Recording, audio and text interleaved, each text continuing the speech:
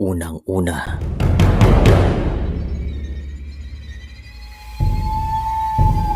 ang ilan sa mga Pilipino ay mahilig sa mga kwentong kababalagan at mayroon akong ikukwento.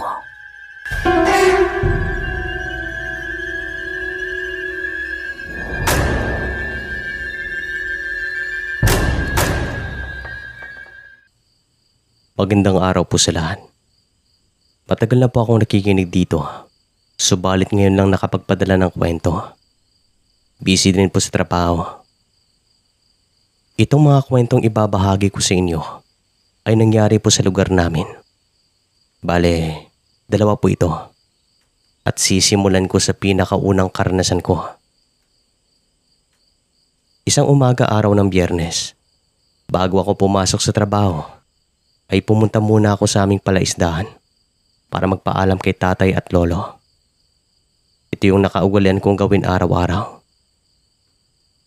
Sa pagdating ko doon, ay agad akong tumungo sa maliit na kubo na nasa gitna ng palaisdaan kasi hindi ko sila makita sa pilapil. Habang naglalakad ako sa maliit na tulay, ay agad kong nakita si lolo sa pinto ng kubo. Nakaupo at nakatingin sa mga isda. Lo! Pasigaw na sabi ko at tumingin po ito sa akin sabay ngiti. At nung malapit na ako sa kanya ay nakita ko siyang kumaway at nagsabing, "Aalis ka na ba?" Tumango naman ako at tumalik sa kanya mga pisngi. "Pag-iingat ka, Iya. Galingan mo sa trabaho." Dagdag pa niya. "Sige po, nasaan po si tatay?" Tanong ko naman. "Umalis, bumili ng pagkain." Sagot naman niya habang nakatingin ng direkta sa akin. "Sige po, sabihin niyo na lang na umalis na ako ha." Sagot ko pa at nakita ko siyang tumango. Sa mga sandaling ito ay meron pa akong napansin kay lolo. Tila ba kakaibang kanyang kinikilos. Maaliwalas ang kanyang mukha at medyo masigla po ito. Parang ang saya niya sa mga sandaling iyon. At habang naglalakad ako pabalik sa pilapil, ay lumingon pa ako sa kanya at nakita ko siyang kumaway. Sa mga panahon po na ito, si lolo ay hindi na masyadong nakakakita. At kung maglakad po ito ay talagang mabagal. Madalas ay doon po siya nagpapalipas ng gabi sa kubo kasi naging buhay daw niyang palaisdaan pagmula nung ipinamana ito sa kanya ng kanyang tatay. Yung palaisdaan po ay nasa likod lang naman ng aming bahay. At kung meron mang kailangan si lolo, ay sumisigaw lamang ito. At nadidinig din naman namin mula sa bahay. Ayaw niya rin kasing umalis doon. Sa mga panahon din po na ito, ang tatay ko na rin ang naging tagapamahala ng kanyang palaisdaan kasi hindi na niya kaya. At habang naglalakad ako palabas ng baryo, ay nakasalubong ko naman ang aking nanay. Kaya nagpaalam na din ako sa kanya. Nagtanong din ako kung saan siya galing. At sabi niya, bumili daw ng gamot ni lolo sa bayan. Tumango naman ako at nagsabi na papasok na ako sa trabaho. At agad naman niya akong hinalikan. Siya nga po pala, Sir Chris. Meron po akong kapatid na lalaki na sa mga panahong ito ay nasa kolehiyo. At malapit na rin siyang gumraduate. Pagpatak ng 5:00 ng hapon, ay niyaya ako ng isang katrabaho. Dumaan muna sa kanilang tindahan malapit sa aming bayan. Meron daw siyang kukunin at hindi naman ako nagdalawang isip na sumama sa kanya kasi alam ko na makakalibre ako ng hapunan. At sa pagdating nga namin doon ay tama nga ako. At sa kalagitnaan ng aming pagkain ay bigla akong tumayo at kumuha ng baso kasi parang mabubulunan ako. Bigla ko namang nabitawan ng baso na ito at nabasag. "Nako, pasensya po tita, hindi ko sinasadya." Bulalas ko sa nanay ng aking katrabaho. "Ay naku, walang problema, Iya. Sige na, kumain ka na doon at ako nang bahala." Sagot naman niya at agad naman akong bumalik sa pagkainan. "Uy, ayos ka lang ba?" Mukhang kinakabahan ka yata, sabi ng aking katrabaho. Oo nga, hindi ko maintindihan ang aking nararamdaman. Para bang tinatawag ako sa bahay. Sagot ko naman. Bilisan mo na dyan at umuwi ka na. Sagot naman ng aking katrabaho at tumangwa ko bilang tugon. Pagkatapos nga namin kumain ay agad akong nagpasalamat at nagpaalam sa mga ito. At makalipas naman ng ilang minuto ay merong napadaang tricycle. Kaya agad naman akong sumakay. Sa pagdating ko naman sa bahay ay nakita ko si nanay at tatay na kumakain ng hapunan. Tila ba wala namang problema. Nay, tay, kumain na ba si Lolo? Tanong ko. Ay oo, kakatapos lang niyang kumain. Ikaw kumain ka na dito. Sagot ng aking ina. Kumain na po ako sa bayan, sa tindahan ng aking katrabaho. Sagot ko at tumango naman ang mga ito. Makalipas ng isang oras ay pumasok na ako sa kwarto para magpahinga.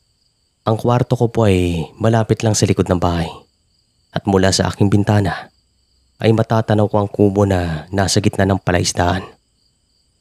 Nakasanayan ko ring matulog na nakabukas ng bintana at hindi po ako gumagamit ng bentilador sapagkat malamig naman doon sa amin. Makalipas sa mahigit kalahating oras na pagpapaantok ay nakatulog po ako. Napanaginipan ko naman si Lolo. Ang panaginip na ito ay parang totoo. Hinahabol daw niya ako sa pilapil ng palaisdaan. Ang sesedo namin. Pero walang ano-ano. Ay nagising naman ako sa isang kalamok. Naputol ang panaginip kong ito. Agad naman akong bumangon at nakiramdam. Pero napakatahimik ng paligid. Hindi ko naman nadidinig si nanay at tatay. Ganon din ang aking kapatid. Tumungo naman ako sa bintana at tumingin sa labas. Subalit, wala naman ako nakikitang kakaiba at sabi ko, baka sa panaginip ko lang narinig ang kalabog na ito.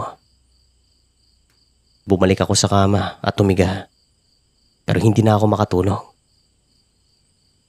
Hanggang sa nakarinig ako ng mahinang langit-ngit na nanggagaling sa tulay ng palaisdaan. Yung tulay po na ito ay papunta sa kubo ng aking lolo. At madidinig mo lang ang mga langit-ngit kung merong taong tumatawid. Dali-dali akong tumungo sa bintana para tignan ang tulay. At nang dahil maliwanag ang buwan, ay nakita ko itong isang hayop na naglalakad papunta sa kubo ng aking lolo. Ang laki nun at hindi pangkaraniwan. Nang dahil dito ay kinabahan ako at agad kong pinuntahan si nanay at tatay upang gisingin. At nang magising ang mga ito ay agad na kumuha ng flashlight si tatay. Kumuha din po ito ng itak. Dito lang kayo. Huwag kayong lumabas. At ikaw, sumama ka sa akin.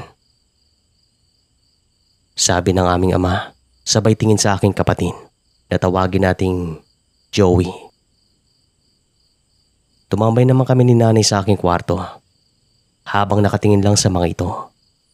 Habang tumatawid si Joey at tatay sa tulay, ay kinakabahan po ako. At nang mapasok nilang kubo ng aking lolo, ay agad namang sumigaw ang aking kapatid.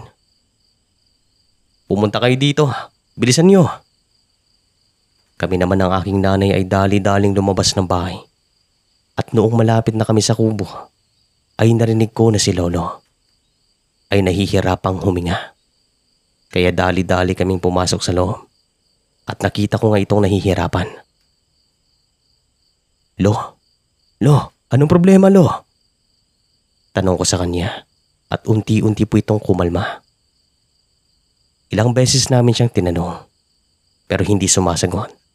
Kaya sabi ni tatay, bigyan daw muna namin siya ng kaunting oras para makapagpahinga ng maayos at makalanghap ng sariwang hangin. Habang nag-uusap kami ng aking mga magulang, ay nakita namin si lolo na merong itinuturo sa labas ng bintana. Kaya nilapitan ito ng aking tatay at tinanong, Tay, ano po yun? May sumilip. Sagot ni Lolo. Wala naman tay. Sagot naman ng aking tatay. Wala po kasing pwedeng patungan sa labas ng bintana. Kaya malabo talaga na merong sisilip doon. Meron. Nakita ko. Hayop. Dagdag pa ng aking lolo at kinilabutan kami sa mga sandaling ito. Si tatay naman ay lumabas ng kubo para tignan ang bubungan. Pero wala naman daw siyang nakita. Anak ko, saan tayo pupunta? Pasigaw na sabi ng aking lolo habang nakatingin sa tulay. Kaya kaming lahat ay talagang nagulat sa kanyang sinabi. Tay, sagot naman ng aming ama. Hindi ikaw, yung unika iya ko. Sagot ni lolo. Kaya kaming lahat ay talagang kinilabutan. Meron pong kapatid na babae sina tatay pero sa mga panahong ito ay matagal na siyang pumanaw.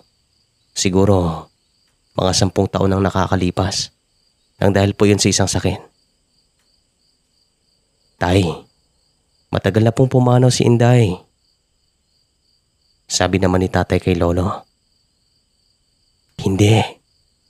Tinatawag niya ako. Nakita ko siya sa tulay. Inday, nasaan ka na? Pasigaw na sabi pa ng aking lolo. At walang ano-ano ay nakarinig kami ng isang yapak sa bubong ng kubo. Isang yapak lang po iyon. Pero yung tunog ng mga pawid ay dinig na dinig namin. Medyo may kalumaan na rin kasing kubo. At yung mga pawid ay medyo malulutong na. Sumenyas naman si tatay na tumahimik. Kaya naging tahimik kami sa mga sandaling ito. Nakita ko naman si lolo na unti-unting pumigin.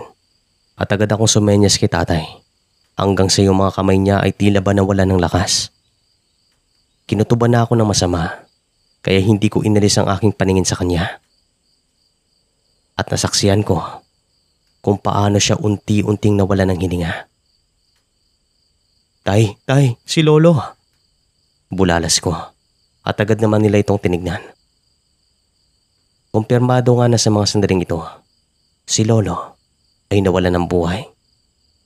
Nag-iyakan kami sa mga sandaling ito hanggang sa napagpasya ni tatay na dalhin na lamang si lolo sa bahay. Kaya nagtulungan kaming buhatin po ito. Pero bago pa man kami makalabas ng kubo, ay nakarinig kami ng mahinang yapak sa tulay na tila ba merong patakbong tumatawid papuntang tilapil. Umalog pa nga ang kubo, kaya meron talagang tumakbo. Agad namang binuksan ni tatay ang pinto, subalit wala na kaming makita sa tulay. Baka aswang yon. Alam niya na malapit nang mamatay si tatay. Mabuti na lang at nagising ka iya. Kasi kung hindi, baka pinalitan yung bangkay niya. Sabi ng aking nanay. Oo nga, yan din ang iniisip ko. Sige na, buhatin na natin si tatay. Sabi naman ng aming ama. Binuhat nga namin si lolo pabalik sa bahay. Mahirap ang sitwasyon na ito kasi yung tulay po ay hindi naman ganun kalapan. Kaya talagang dahan-dahan kaming lahat at maliban dito, yung ilang parte ay bulok na. Kaya doble ingat kaming lahat noon. At sa kalagitnaan ng aming pagtawin, ay nakarinig kami ng mahinang tunog na nanggagaling sa isang punong kahoy na nasa pilapil. At sabi naman ni tatay ay wag na lang daw naming pansinin at huwag kaming matakot. At nang marating namin ang pilapil, ay binilisan namin ang paglalakan. Mabuti naman at nakarating kami sa bahay. Nagsabi naman si nanay na manatili daw kaming gising hanggang umaga para makasigurado at sumang-ayon naman kaming lahat. Pero habang lumilipas sa mga oras, ay meron talagang nagpaparamdam. Nakakarinig kami ng mga kakaibang tunog at yung mga aso ng mga kapitbahay ay hindi tumitigil sa pagtawal. Ang sabi naman ng tatay, isa lang ang ibig sabihin nito. Merong umaaligid sa amin. Hanggang sa napagpasya ni nanay na magpausok na ng goma. Sa pagsikat naman ng araw, ay kinuha agad ang bangkay ni Lolo at kami naman ay pumunta sa mga kamag-anakan namin upang ibalita na pumanaw na si Lolo. Makalipas ang isang araw, ay napanaginipan ko po siya. Ganun pa rin. Hinahabol daw niya ako sa pilapil. Pero sa mga sandaling ito, ay nakita ko na si Lola at ang aking tiya na kumakaway sa akin. Parang totoo po ang panaginip na ito kaya magmula noon ay naniniwala na ako sa kabilang buhay. Itong susunod na karanasan ko naman ay nangyari din sa aming baryo. Tungkol naman po ito sa mga mapaglarong nilalang na naninirahan doon sa amin. May mga nangyari na talagang mahirap ipaliwanag. Sa mga panahong ito ay Semana Santa, kaya wala kaming pasok sa trabaho. Isang tanghali ay pumunta ako sa bahay ng aking kababata kasi matagal na rin kaming hindi nakapag-bonding nang dahil nga sa trabaho. At nang makarating ako doon, ay nakita ko siya ng kanyang anak na nasa harap ng kanilang bahay. Agad naman niya akong pinapasok at umupo ako sa isang tumba-tumba na nasa ilalim ng isang puno. Habang kami nag-uusap ay nakaramdam po ako ng antok. Hanggang sa hindi ko na namalayan na nakatulog na pala ako. At makalipas sigurong mahigit kalahating oras ay naramdaman ko na parang merong humihima sa aking mga buhok. Pero inisip ko na gawa lamang ito ng aking kababata. Kasi noong mga dalaga pa lamang kami ay ginagawa niya rin po ito. Subalit naramdaman ko na parang unti-unti niya akong sinasabunutan. Kaya naalimpungatan ako at napalingon sa likod. Pero laking gulat ko na walang tao. Kaya tinawag ko ang aking kababata. Sumagot naman ito, pero nasa loob siya ng kanilang bahay. Agad naman akong tumayo habang hinahawakan ang aking ulo kasi masakit yung pagkakasabunot sa akin. At nang makapasok na ako ay agad kong sinabi sa aking kababatang tungkol dito. At sabi niya, baka daw pinaglaruan ako ng mga nilalang na nakatira sa kanilang bakuran. Bata pa lang daw ito ay meron talagang nagpaparamdam doon sa kanila. At alam ko rin ang mga kwento noon. Pero hindi ko lang talaga akalain na mahahawakan nila ako at masasaktan. Napagpasyan ko na lamang na umuwi kasi kinikilabutan na ako. At pagdating ko sa bahay ay unti-unting sumama ang aking pakaramdam. Kinagabihan ay nanaginip ako ng masama. Merong isang babae na sumisigaw sa akin at nagsasabi na wag na wag daw akong bumalik doon sa bahay ng aking kababata kasi hindi ko magugustuhan ng mga mangyayari. Maingay po kasi akong tao. At nang magising ako, ay meron ako nakitang usok na biglang naglaho sa aking harapan. At kitang-kita ko na yung isang gamit ko sa mesa ay gumalaw po ng kaunti.